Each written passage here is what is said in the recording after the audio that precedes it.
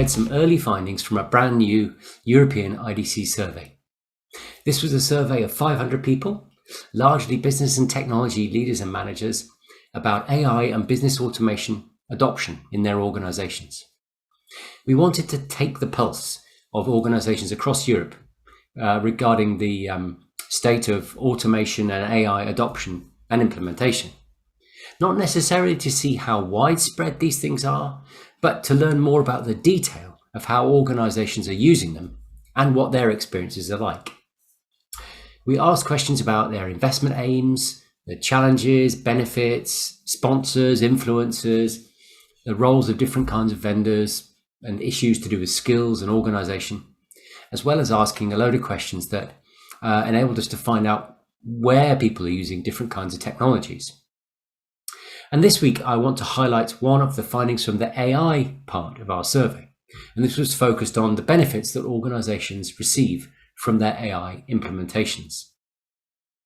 We asked, what are the top benefits your organization has achieved so far from using AI technologies and solutions? And people could choose up to 3 answers.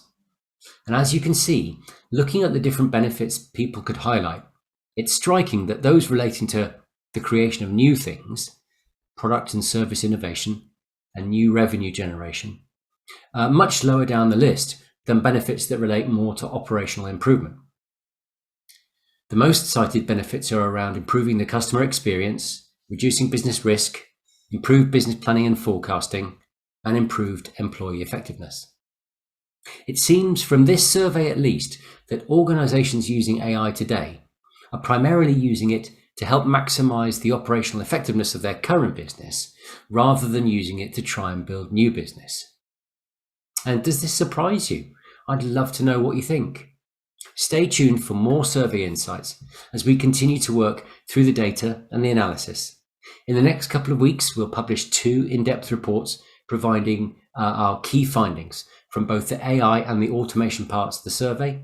And then later in the spring, you can expect more detailed reports looking at specific survey aspects in even more detail. For example, exploring how and where open source technologies are being used. Thanks very much for watching. If you enjoyed this, please do all the usual things, like, share, subscribe, and I will see you again very soon. Take care.